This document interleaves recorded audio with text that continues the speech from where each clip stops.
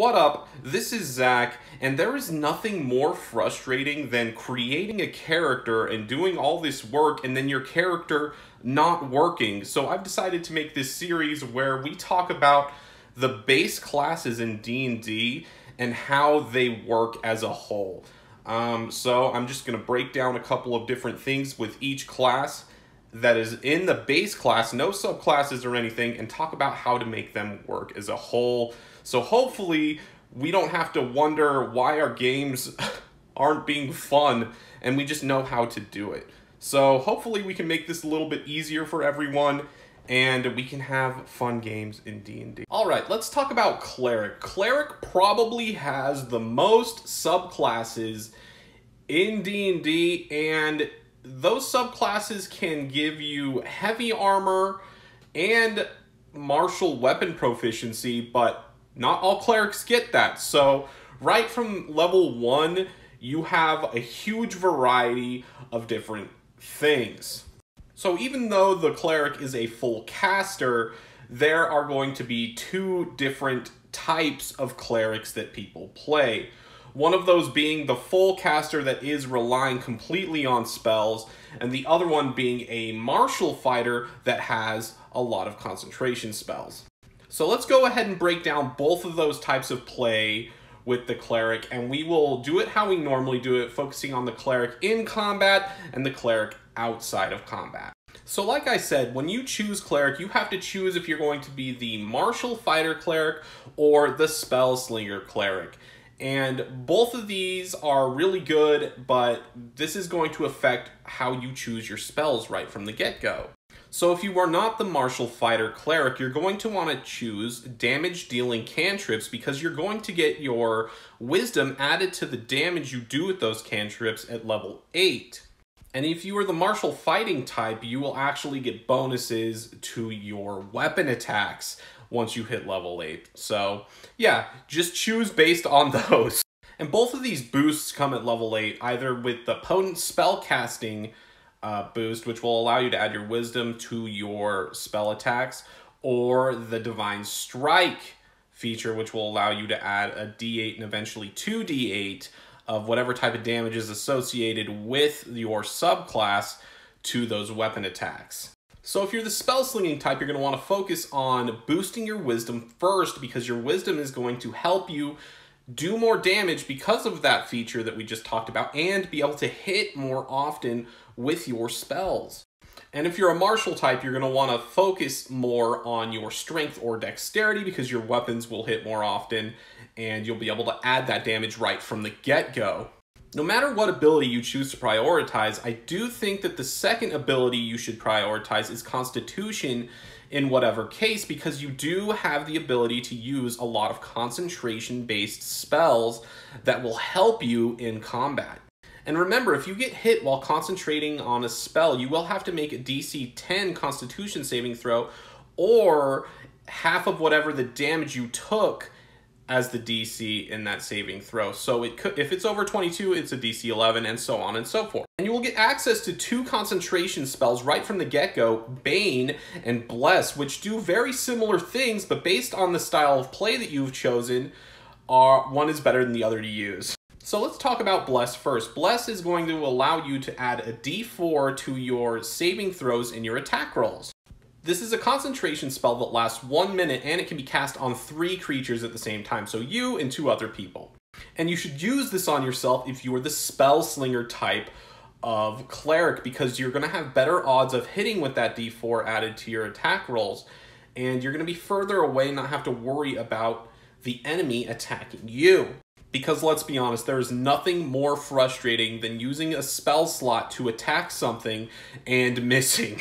Alright, now let's talk about Bane. Bane makes it so that 3 creatures that you are fighting have to make a charisma saving throw, and on a fail, they get a d4 taken away from their attack rolls and ability checks. So if you're using the martial option, your enemies will have less of a chance to hit you because of that, and then you'll have to make less constitution saving throws or concentration checks. But this is dependent on them making a saving throw. So if you don't want to use that, you can use the spell Shield of Faith, which will boost your AC by 2 for 10 minutes, but it is still a concentration spell. Clerics are also known as the main healers in combat. And you get access to a couple of different spells that will allow you to do this, mainly Cure Wounds, which is going to be an action to cast, and you're going to have to touch someone, so they have to be right next to you. And Healing Word, which is you using your words to heal, which doesn't heal as much, but you can do it from 60 feet away. My suggestion is to always have Healing Word prepared, just in case a creature goes down around you.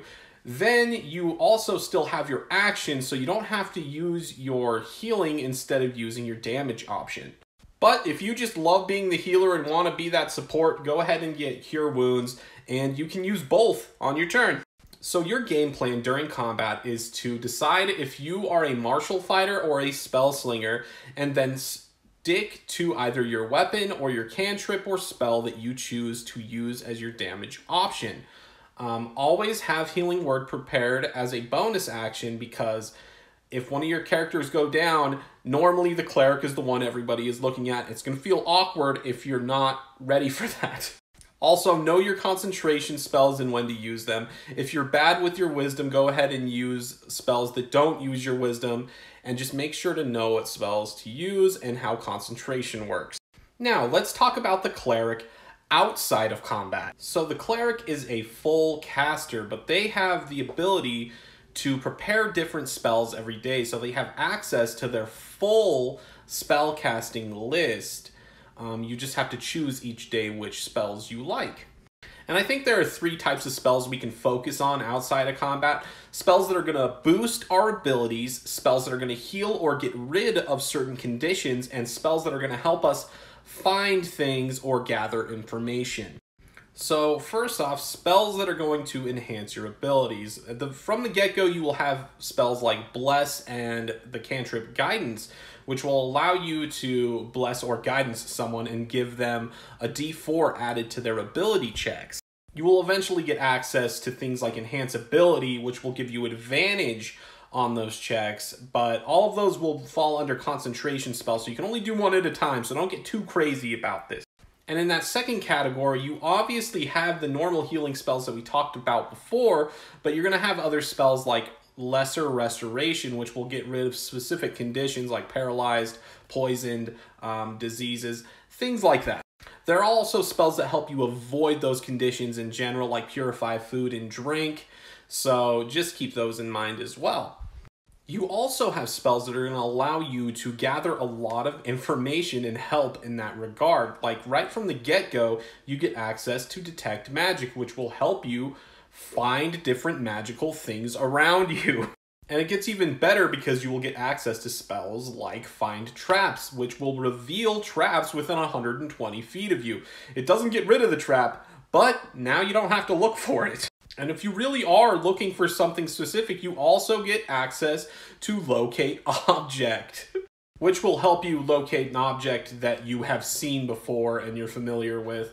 But you cannot find objects that are like behind lead and things like that. But this is going to be very helpful in a lot of situations. And like I said at the start of the video, the cleric has access to a lot of different subclasses, probably the most subclasses in D&D. And each of these subclasses have certain spells that you always have prepared. And some of these will be more directed to things outside of combat, but just be sure that you know what those spells are, and if you can use them, use them. So your game plan outside of combat is to support your companions, help them with their ability checks. If something is ailing them, heal it. And if you guys can't figure something out, use the spells that you have at your disposal to figure things out and get as much information as you can.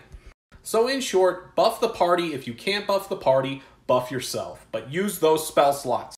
Thanks for watching. If there's anything I missed, go ahead and throw that down in the comments. Like, subscribe, and yeah, D&D is dope.